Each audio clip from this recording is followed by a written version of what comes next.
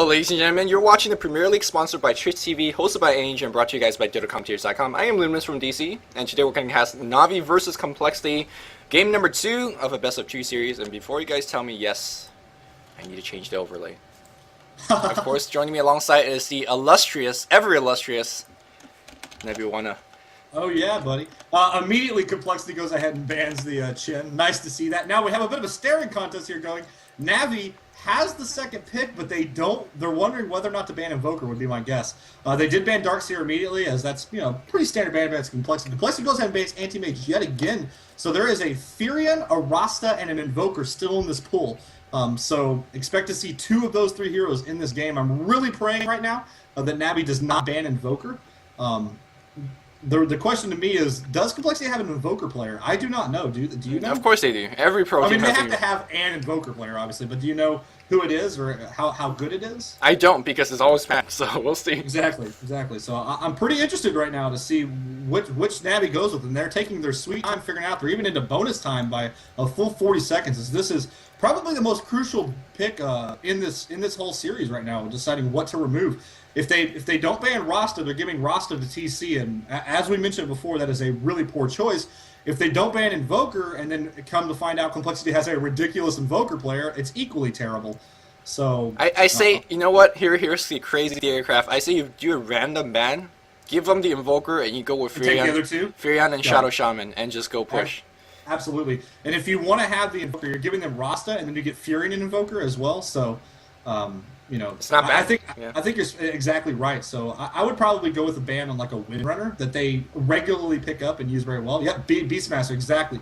Puppy goes ahead and nails it on the head there. So really nice ban there. Let's see how Complexity responds. Which of those heroes do they want most? My guess is going to be Invoker or Rasta. It's still Invoker, right? You just want immediately grabs the Invoker. So we're going to see Furion Vetomancer. Wow. Oh. So they're actually going to give Rasta to TC. Now is TC their Invoker player as well? That's a good question, because that could be a bit of a rough situation there. Yeah, the situation is not that, no one else could play Invoker or Rasta. The problem with Dota 2 right now, there's no sheer control command, because if this is Dota 1, TC's playing both heroes at the same time. And still making it, you're adding up about 20 stuns between the 2 heroes, and TC, he's got it, Unfortunately, Look, this is Dota 2. Rasta, that's not that many spells, to be honest. No, man, that's totally do. That's pretty easy. Both of them are pretty easy heroes, so TC's got that under control.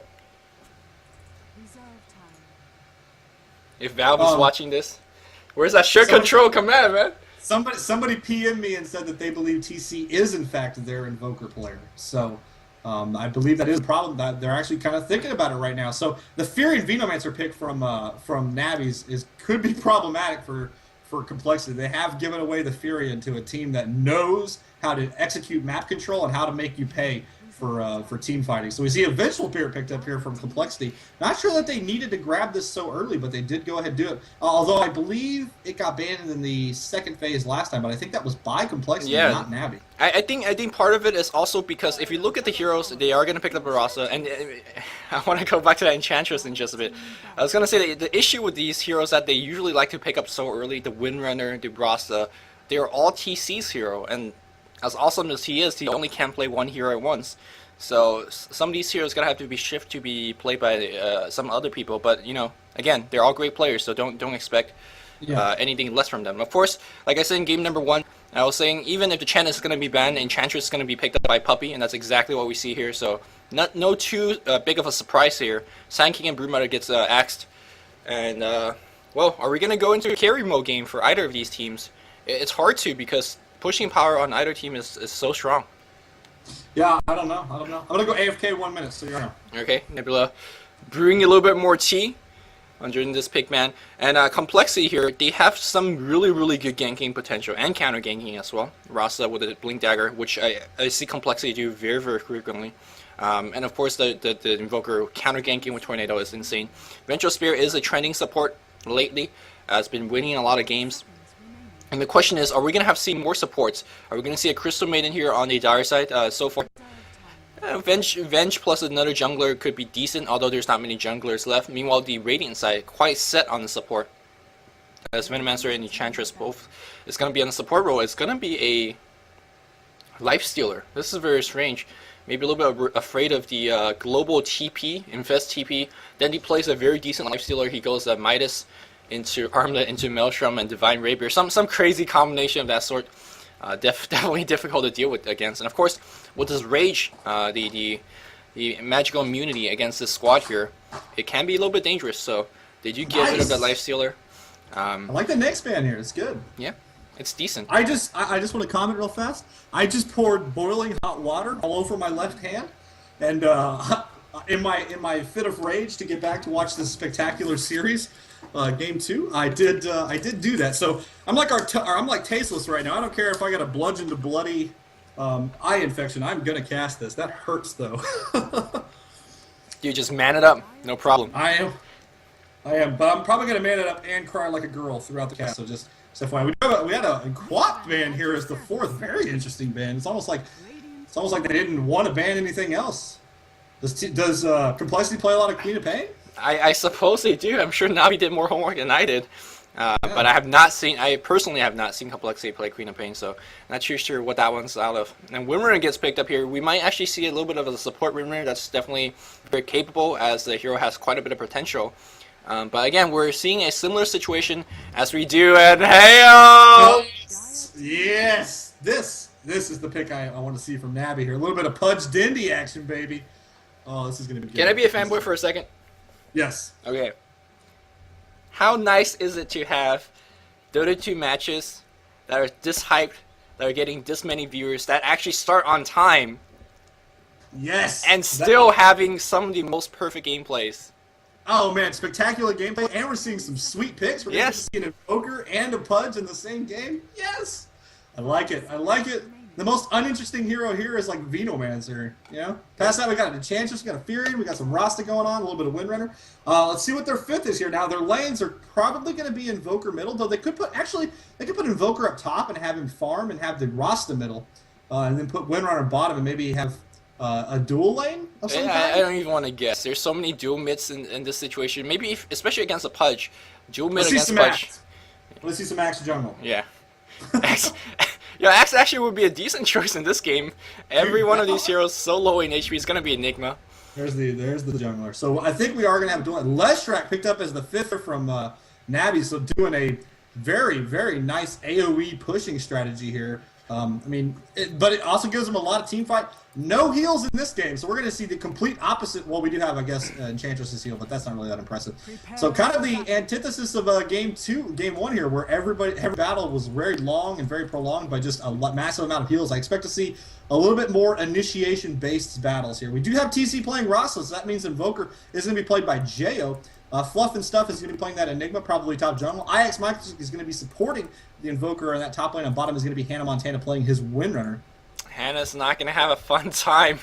He's going to get the pool is going to be happening, as you can see Navi right now strolling down the bot lane, preventing that ward to be dropped off. It is going to be Puppy on the Enchantress for sure. Arzart playing the Venomancer. Dandy, of course, on that Pudge. Havos playing the Lesh, and we have... Who is playing the Furion? Light of Heaven on the Furion. Yep.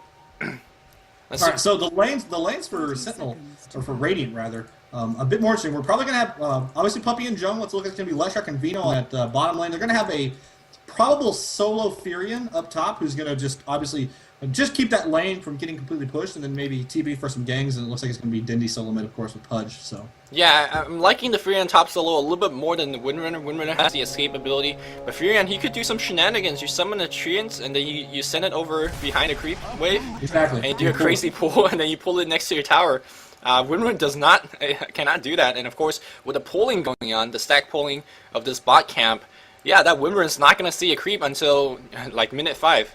It's not going to be fun for her. No, it's going to be very rough. I mean, Furion, he does a similar thing that the Syllabear does, is we see those Treants running right up there. We're going to go ahead and just get that creep wave aggro, go ahead and pull that down. Actually, he's not pulling it down, he is running it back. Oh, this is even more interesting. He's actually just trying to delay the creep. He's going to stack. Nice. This is very nice play. Oh, man. I love seeing Furion shenanigans here. Oh, we got a bit of some fights, some fluff and stuff, so we get a pause maybe? Yep. Oh, looks like maybe they have passed and we are fine here. Now, Invoker does go Quas level 1, so giving him a lot of region in lane. It's basically a free ring of health in lane, which is Kind of ridiculous when you think about it, but that's whatever.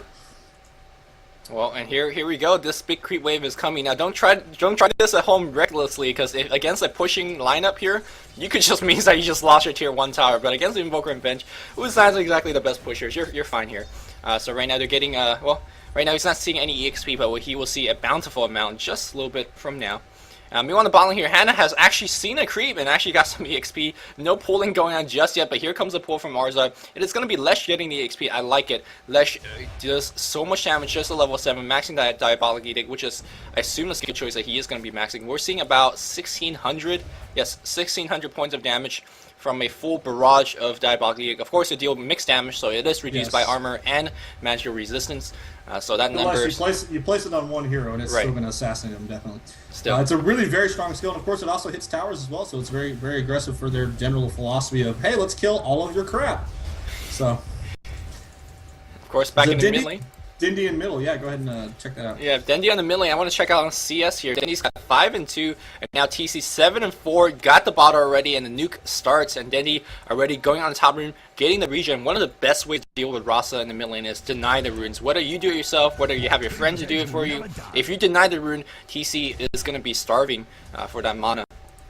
Although he's getting a lot of gold very early on. As we said, he already has that bottle, and he's up to 9 creep kills now already. 10 is, he's basically got just about every single one so far. We see a hook from Dindy, just a little bit optimistic there. He doesn't get into 9 nonetheless, though. But TC with that level 2 Aether Shot going to go ahead and do a little bit of harassing. I think this lane is going to get a little bit more difficult for Dindy if he continues to let TC get all these last hits. Meanwhile, Navi doing what Navi does best. Gank you under your tower, kill you under your tower, and then push your tower. We have a TP in from Light of Heaven. They make sure to get the kill. And suddenly we have 4 or 5 guys on the bot lane. Diabolic Edict should be up, and that tower is just not long for life. Tier 1 is going to go down in a second. Tier 2 is going to get pushed down as well. Because guess what? Once the treants and whatever else chase away the Windrunner, Diabolic Edict's going to have the free reign. Oh, we see mass TPs from Complexity. A little bit of counter action here as they were not doing in game 1. They're going to go ahead and try and defend this tower. Now, this could end up poorly. There's a lot of oh my god. IX Tyke is immediately going to go down as well. Fluff and stuff getting harassed as well. Puppy just chasing him away. We see a nice ward there just blocking Fluff, taking a bit more damage. Oh, I think Enigma's going to go down as well. Yes, he does. And that tier 1 tower at bottom probably going to go down next, though Enigma did drop a couple Eidolons. Maybe is going to keep it alive just a little bit longer there, but they did lose 2 heroes to do so. So not exactly an acceptable trade at minute 3. Yes.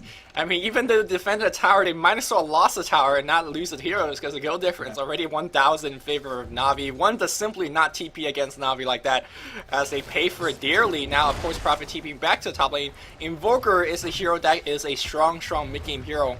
But that's all that he is. He cannot really become a big force in this early game engagement. So, and of course, if Navi is pushing this game so hard and fast, this might just be a very short game where the Invoker can't really take advantage of his strong powers.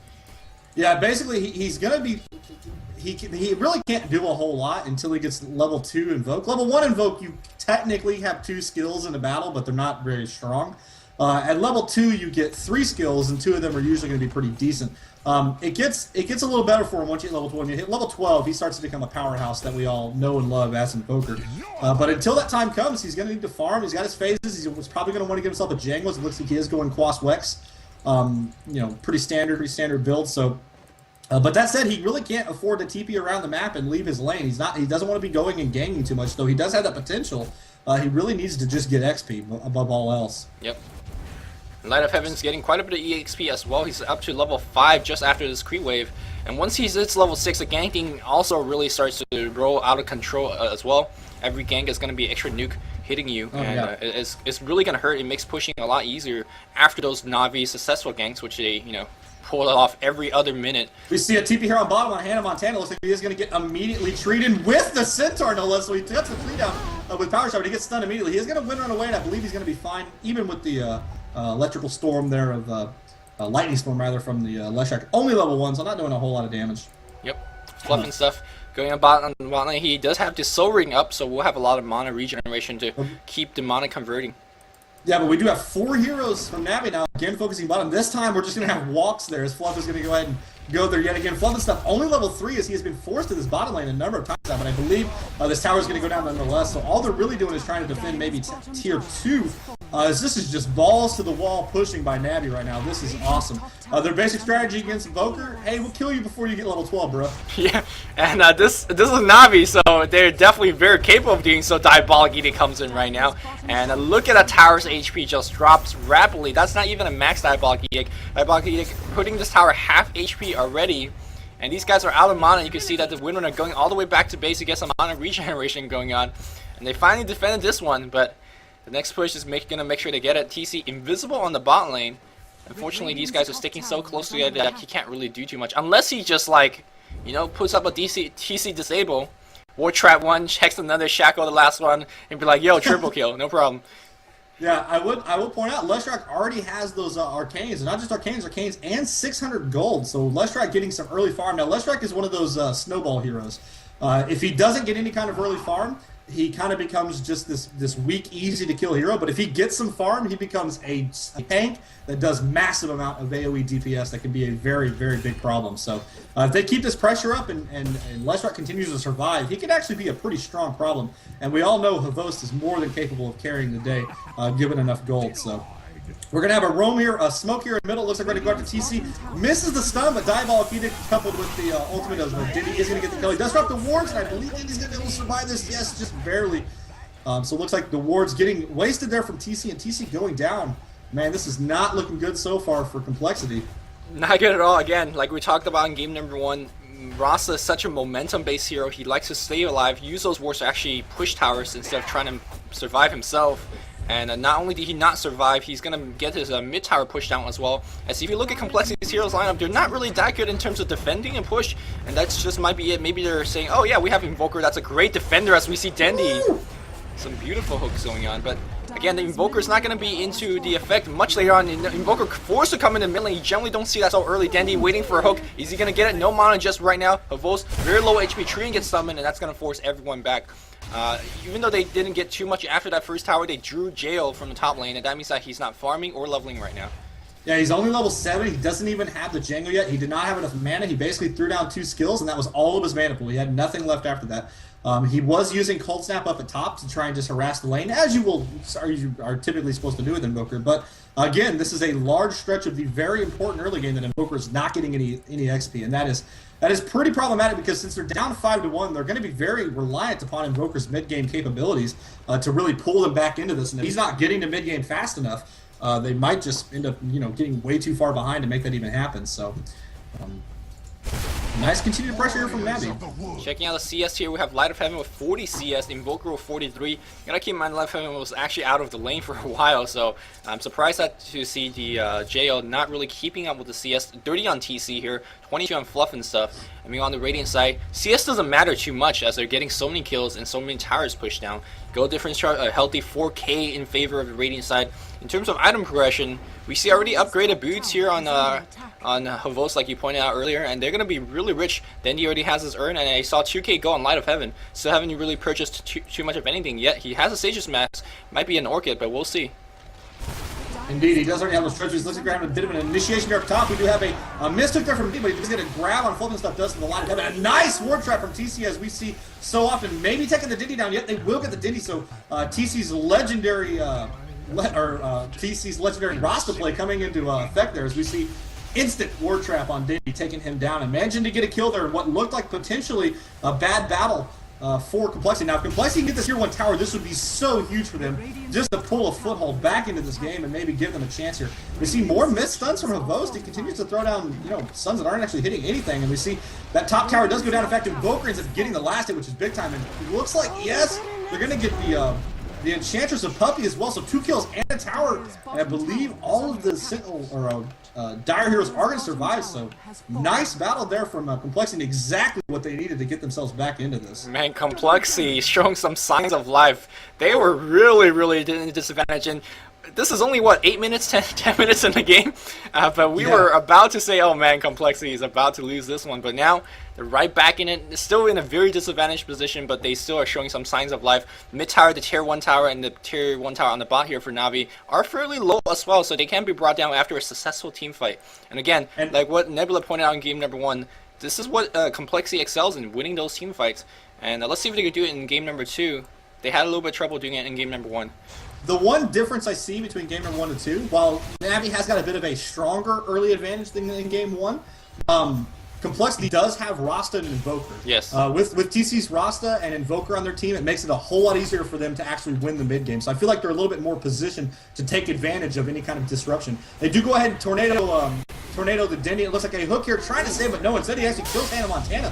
Arzark does end up dying as well, but it looks like other heroes are going to survive. We see a throwdown of an on TC, and they may end up getting the shaman here. Looks like ultimate from Fury, and yes, he's going to survive here. A hook there catches the IX Mike, though. A little bit of a poor TP. Another missed stun from Avos there, and this is starting to cost Navi just a little bit too many. We see a TP in here from Light of Heaven, though. It looks like IX Mike will go down. TC perhaps going to survive. We see a slow as well as that Urn. I believe one more attack. It goes for a war trap. My God!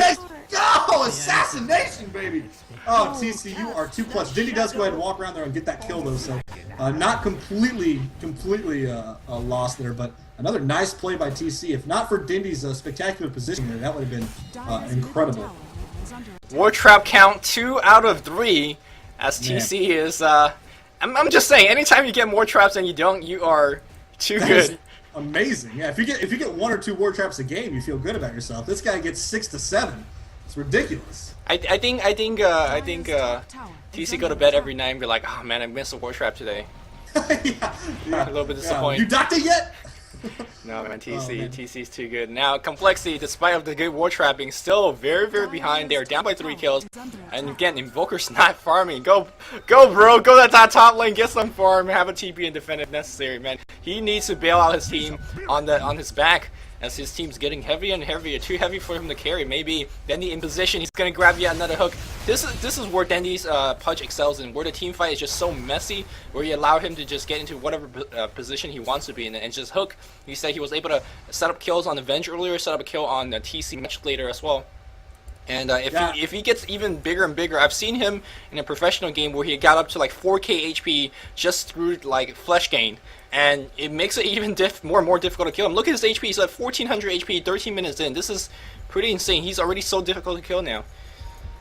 Yeah, that one thing Dindy really excels at is positioning in team battles, and Pudge is a hero that really needs to maximize positioning. We do see a drop immediately catching Dindy here. They may be able to pick him off. This would be pretty big for them if they can take him down. Yes, Dindy is going to go down. Shadow Shaman getting that kill, so now 8 to 6, and Complexity doing a very nice job pulling that kill count back. Now the difference is in game 1, they actually had a kill count advantage on top of them and being behind in towers. So they actually still managed to lose that game, though they made it very close by kind of pulling back in it in the mid game. So they actually have a bit of a kill count loss still, but they are down 4 towers already to just 1. It looks like maybe they're going to go for that tier 1. Now the problem is you can't go after a tower against Navi because they're going to go after yours as well, and they are more than happy to trade tier 1s for tier 2s all day. We do see drop rewards here from TC. I believe they are going to get this tower. The question is, can Navi get tier 2 up top of time? I don't think they're going to be able to, actually. We see some TPs here from Complexity. Yep, mass TP comes in, and that just shows how important it is to defend those towers. Tower is going to destroy by the wards. Nicely done here by the Complexity squad. In terms of goal difference, it is going to be edging a little bit closer back to the Complexity's end of things. And again, the mid-game superiority, I got to give it to Complexity. They have Invoker, they have Rasta, Windrunner. These are some of the strongest mid-game lineup you can have. And I mean, it's so hard to call these fights here for the Radiant side because so much of them is dependent on hitting the scale. Whether your Gale hits, whether your Split Earth hits, whether those hooks hits, it makes a difference in terms of winning or losing the team fight. So it's so difficult to call whether they're gonna have a advantage in the next 10 minutes or so for Navi here.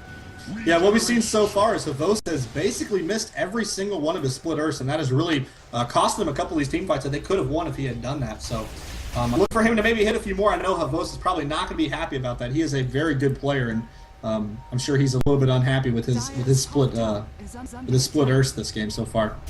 Like they are going to go up the tier 2 tower. We see an EMP drop down, just running everybody back a little bit, as well as Glyph at the same time. Diddy hits a nice hook on TC though. This could be big time. We see a tornado from Invoker, but I think it's not going to be enough. Yes, Rasta does go down. We see the nice black hole and 3 heroes there. Fury trying to do as much damage as he does, and heroes go down. Looks like Fluffentuff's going to go down as well. IX Mike too, and Hannah. TC did bite back, and I believe Impetus coupled with it. Yes, he is going to go down as well. Vos getting himself a triple kill, and only Jail is going to live to see the light of day at the end of this battle. But as I mentioned, TC did buy back for that battle, so they lost 5 deaths there and top tier 2. That was a huge loss, a huge battle loss for Complexity, and it's starting to look really poor for them now. Havo says no need to hit splitter because you don't need to aim with that ultimate or the Diabolic Eater. Just turns both of them on and just be like, hey-oh!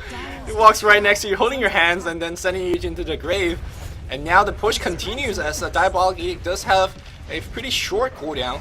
And they're going to be defending this one right now. But yeah, I think Navi very happy with what they got so far. They're going to go back region up and come back fighting even harder. Yep, up to a almost 8K gold advantage now. Looking at almost a 9K gold advantage for Navi, which is a lot faster than they got there in the last game. So they're even more in favor than they were in the last game. Though, even though we're talking about how much stronger Complexity's mid game is this game, they're also losing early game by a lot more. Yes. So it doesn't look very good for them right now. I feel like they needed to win that battle, and then if they had won that battle, I think they would have got more to level footing. Not even like in a good position, just level footing. Yes. So. Some of the things that right now Complexity have to do to get back this game is they have to get up to a mecha as soon as possible, because all these team fights, that the Venomancer ult does so much. Generally, you don't see Venomancer ult accomplishing so much, but AA was able to drop it in middle of 4 or 5 heroes, no mecha to regen it up, and even though Fluff and stuff got a pretty decent black hole, the damage potential of that Veno is just too much, and they lost HP very rapidly. Now it looks like they're going to try to use this as a Roshan attempt. They do have the wards, but I'm not too sure whether they can do it. And going into the Roche pit against a Pudge is like, yo, there's a free hook. Pick one of us off, buddy.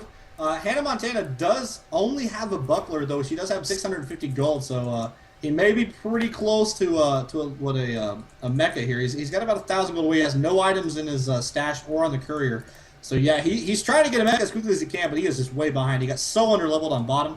He didn't get any farm. He's only level 6 right now compared to 9, 10, 10, 11, and 9 for Navi, so he's really behind. It's been a rough game for Hannah so far. Obviously, that bot lane was very, very difficult for him, and they did focus a lot with him. 4 heroes going bottom very early on, making it very hard.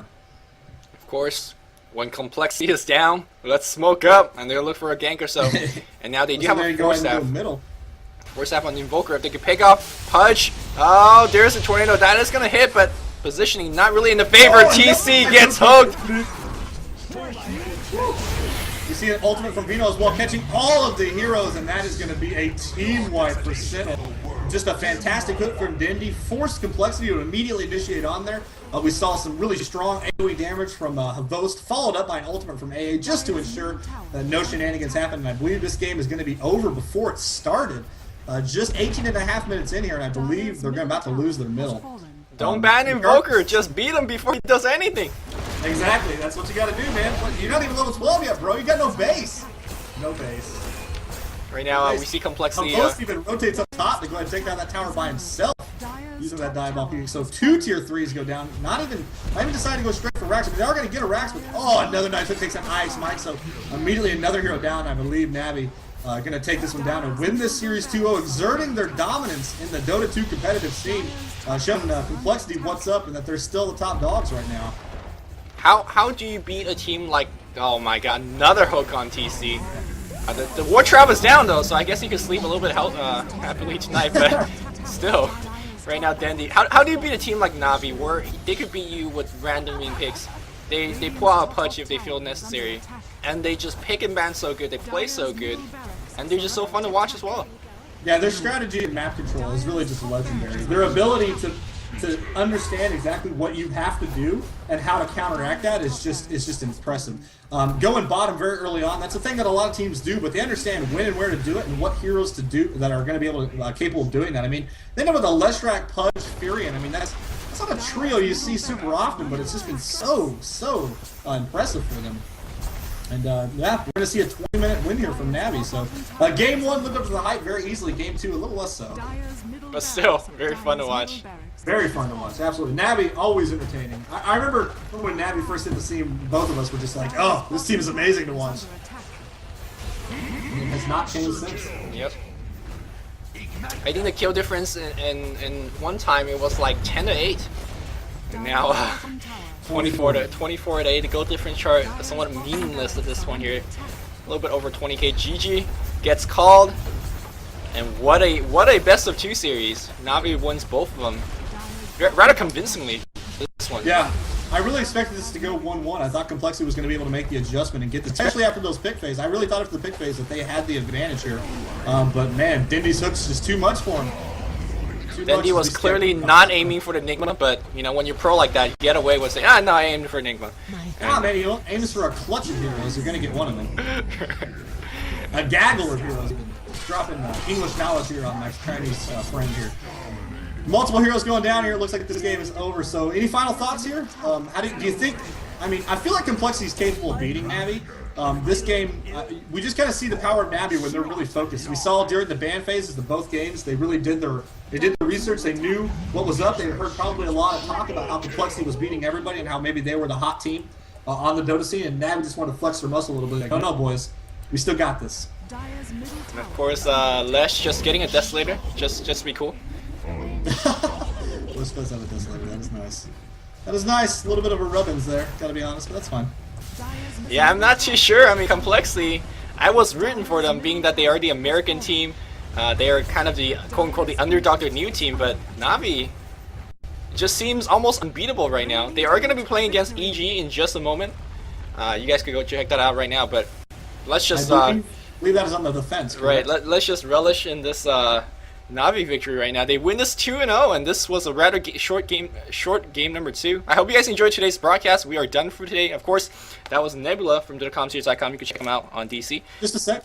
Okay. We will be back on Wednesday with all Absolute Legends taking on a Fnatic. So just yeah, Fnatic was able to take a game from Complexity, so you know they're making themselves a name for themselves as well. Sorry, yeah. Did you have more? I just kind of cut you off. No, that's it. Go ahead and do the closing here, bud. Alright, yeah, nothing more else to say. You can check me out on YouTube. Luminous Inverse is my YouTube name. If you guys enjoy these games, I have a lot more over there for you guys as well. And of course, Nebula Cast on DotaComSeries.com. That's it from us. Hope you guys enjoyed it. As always, Nebula and Luminous signing off. See you guys.